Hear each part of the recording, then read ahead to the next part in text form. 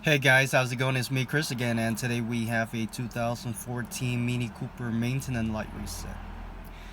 We are going to use that screen right there, this button on the right side right here, and also the button on the signal. You can press this. Okay, that's for the enter. Okay, we're gonna use that as the main button. Now go ahead and turn on your car without starting.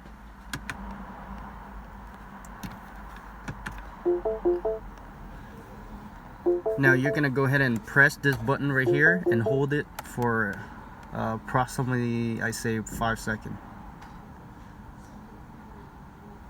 and that's gonna show up. And since we're doing the or reset today, we're gonna reset on that one. So you're gonna have to press.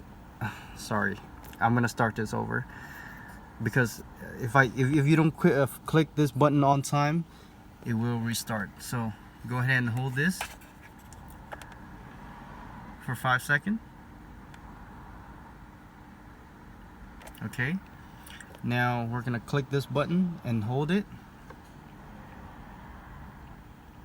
and the reset will come up, and let go and press and hold again. Now it's resetting, and there you go, guys.